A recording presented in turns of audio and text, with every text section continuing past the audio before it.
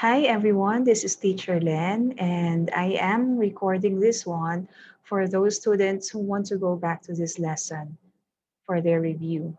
Now, this lesson is going to be compressed because a more thorough discussion of this will be done in the classroom. But for the sake of having a reviewer or something to go back to, I am recording this one. Okay, now our lesson is about logical fallacies. And I am teaching you this because I want to prepare you for the upcoming class debate. Now, what are logical fallacies? These are errors in reasoning. These fallacies are defects that weaken the arguments. And of course, you don't want your arguments to be weakened. You want to come out strong or the stronger one in the debate. So let's start. There are 16 of them. So I hope that you're going to listen well. And if something does not sound clear to you, you can always go back to this video. The first one is what we call ad hominem. Ad hominem is Latin for against the man. And what is this about? It rejects or criticizes another person's view on the basis of his personal characteristics, his background, physical appearance, or other features irrelevant to the argument or at issue. Example, how can you say he's a good musician when he's been in and out of rehab for 3 years? So I think that's direct attack. Instead of looking at his argument, you are looking at the personality of your opponent. Second one is straw man. The straw man fallacy is aptly named after a lifeless, harmless scarecrow or effigy. You know that one in the province in the Philippines where they put hay and then it looks like a man. That's an effigy of a man. So in the straw man fallacy, someone attacks a position that the opponent doesn't really hold. For example, the deliberate distortion of an opponent's argument and proceeds to argue against that distortion instead of the actual position. It's like putting words into the mouth of the person instead of um, looking at what he actually said, you're distorting what he said and you're going to argue on what that distortion is all about rather than his real point. Example of a strawman fallacy is we should divert more federal funding to social programs as those help people manage their expenses and contribute to the economy. But then the opponent will say, that's completely ridiculous. We can just give money to people who don't work. That would make them lazy and greedy. So I guess the letter B misses the point of letter A. Okay? Um, it's like that. Instead of focusing your argument on the point of your opponent, you're like seeing something in his argument, and then that's where you focus it on.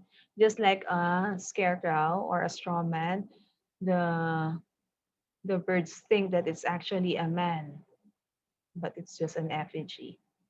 So it's a logical fallacy. Number three, appeal to ignorance or argumentum ad ignorantiam. Now, so of course, the word is ignorance.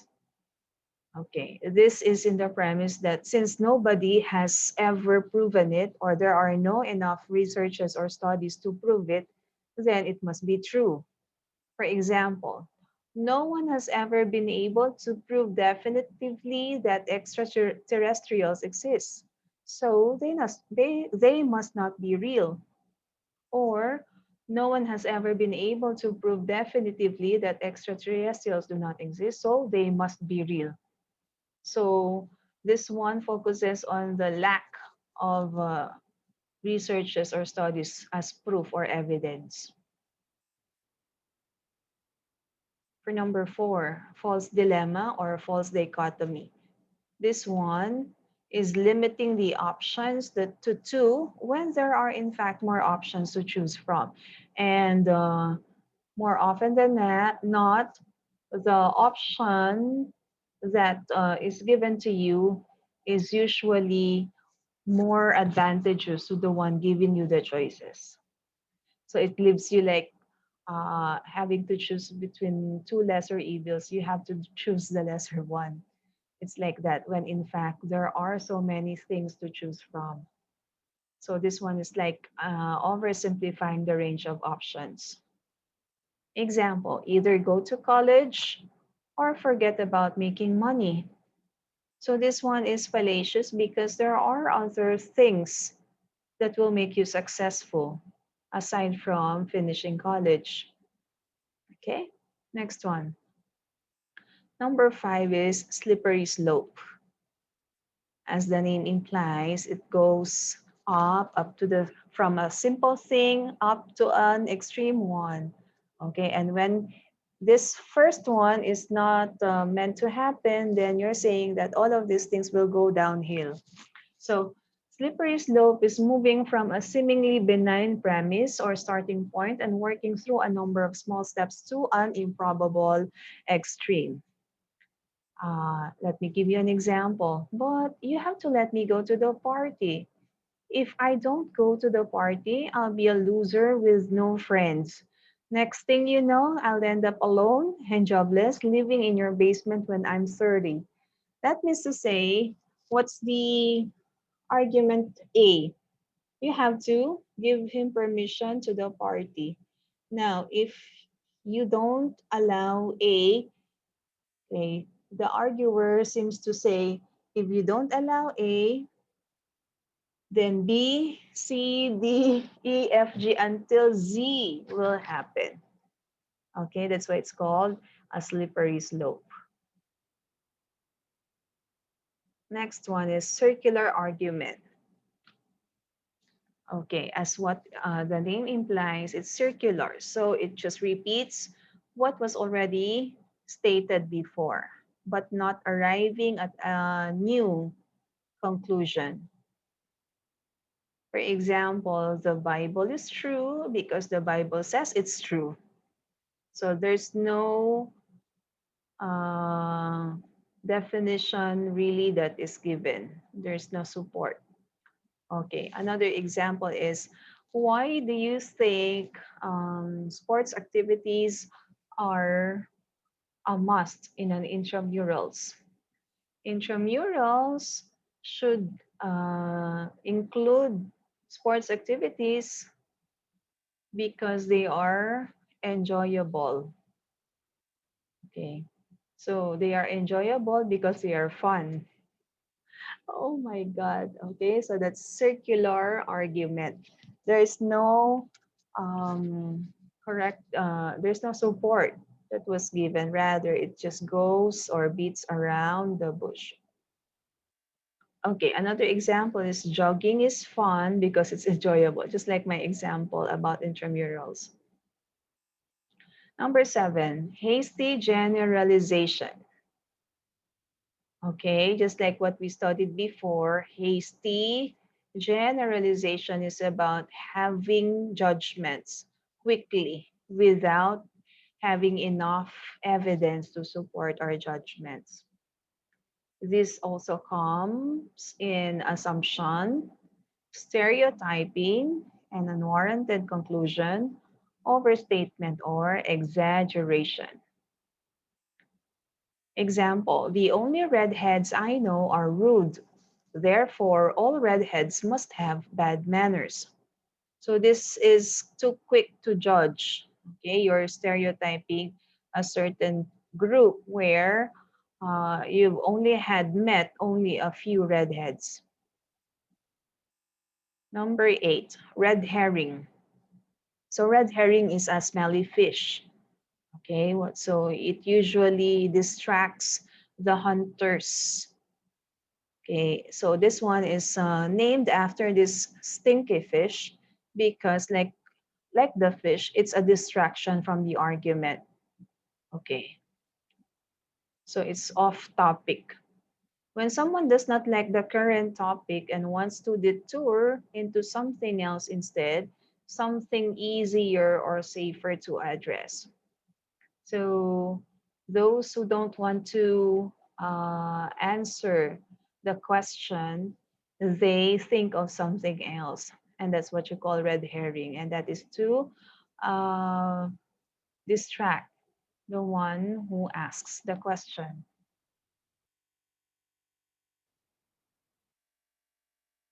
I think my example here, this one is for, okay, I will have to remove this one. Okay, this is for false analogy. But what I can give as an example here is um, somebody was asked about the missing funds. Okay, so it's a senator, for example. What can you say about the missing funds of this agency, government agency? And instead of answering the question, he said, "Oh, thank you very much for your support. I am really indebted to everyone. I am going to do my best in order to serve all of you. That's all. Thank you." Did the politician answer the question? No, it's a red herring. So it's a segue. Instead of answering directly the question, he thought of answering another way. Okay, so it's a distraction. Is it clear? Okay. Number 9, to Quoque. So to Quoque is you too. Okay. And do you remember some arguments with your siblings? Okay. This is an example of to Quoque fallacy. It distracts from the argument by pointing out hypocrisy in the opponent. For example, if you report your sibling that he ate the chocolates meant for someone, and then when that someone asks where the chocolates are, you're going to say, you too ate some of the chocolates. Okay, another example of the coqui is, maybe I committed a little adultery, but so did you, Jason. Jack is trying to diminish his responsibility to defend his actions by distributing blame to other people, but no one else's guilt excuses his own guilt. So both him and Jack committed adultery. Okay? Mm. Next is fallacy of sunk costs. Sunk cost is an economic term for any past expenses that can no longer be recovered. For example, you were following a strict diet but ended up ruining it. Oh, this sounds true to me. Okay, but ended up ruining it at lunch by having a delicious pizza. At dinner, you were planning to eat healthy, but since the diet is already ruined, you might as well go all out and eat something unhealthy during dinner too. So all the days that you have dieted, all of these are all sunk costs. They're all gone because of this binge eating. I might as well carry on dating him or her because we have been going on for 6 months now. If we break up now, it will be a waste. So you know for a fact that your relationship will not go any further. It doesn't go anywhere. So, but you're thinking of the 6 months that you have invested in him or her. So you continue your relationship. But that's something that's not logical. Okay? Next, appeal to authority. Appeal to authority is the misuse of an authority. This is using a name in order to back up your claim that it is legit. This is the use of irrelevant authorities, poor authorities, or false authorities. Okay, Facebook knows a lot of this one because of the fake news, okay, or some other social media platforms. Now, a commercial claims that a specific brand of cereal is the best way to start the day because athlete Michael Jordan says that it is what he eats every day for breakfast. So this one goes to the testimonial propaganda technique. You believe that this endorser or influencer is an authority for that.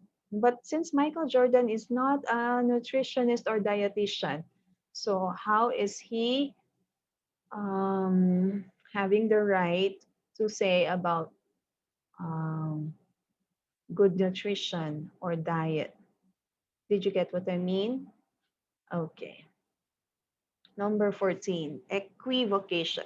Equi means same or equal, vocation is same voice, okay? So same voice or equal voice. Now, this has something to do with ambiguity. What is ambiguity again? Having more than one meaning, okay? So there are words in the English language that have more than one meaning. Now, it's the deliberate use of ambiguity in order to confuse, deceive, or mislead. Example, these are euphemisms. Lying, lying. We use creative license instead to sound better. Okay, we replace criminal background with youthful indiscretions or fired from job with early retirement. For example, a billboard company might advertise their billboards by saying, looking for a sign? This is it. Sign here has two meanings. The double meaning for sign is that first, it is a statement. Okay, it is a signage. The second meaning is it might be a sign from God. Do you get my point? Sign can be either the literal sign or the figurative sign. Equivocation. And number 15, second to the last, would be appeal to pity. So this one is using compassion and emotional sensitivity and emotional manipulation. Example, teacher, I deserve the F I received on this exam to be dropped because I was sick the weekend before the exam and my dog died and I got in a car accident. So I could not study that much. Sounds familiar, doesn't it, my dear students? Okay, so this is the use of emotional appeal. You know this very well. Sometimes it works, sometimes it doesn't. And lastly, bandwagon. Okay, so you know this one, ad populum. It's the mob mentality. The more, the merrier. So you're assuming that something is true or right or good because other people agree with it. It's the majority. And in today's world, it's always the FOMO or the fear of missing out. It describes the feeling of seeing everyone else participating in an activity and feeling left out. So, intensified by the trending nature of social media, FOMO can prompt people to jump on the bandwagon to avoid the experience of feeling left out of the fun. This can include trying new restaurants, taking exotic vacations, attending parties, or sometimes even participating in viral challenges. And lastly, false analogy. An analogy points out similarities in things that are otherwise. So this one is when we make an analogy, we should have apples is to apples and oranges is to oranges. But then we cannot have apples is to oranges. A false analogy claims comparison when differences outweigh similarities. Okay, this is the uh, example that was wrongly put in one slide. Okay, so if we can put a man on the moon, why can't we find the cure for the common cold? Now, why is this example wrong? What's the analogy? Okay, putting man on the moon, that's astronomy, right? Why can't we find the cure for common cold? This is general medicine. Okay, although both of them are branches of science, still they're different. Do you get what I mean? So the analogy is not correct because you cannot compare two different branches. Okay, so those are the 16 logical fallacies that you should avoid, and you should be able to detect when your opponent is having a debate with you so that you might be able to win over the debate. And this is all for today. I hope that this recording will help you learn about the 16 logical fallacies. We'll have more of these examples in our synchronous classes. Bye for now. God bless everyone.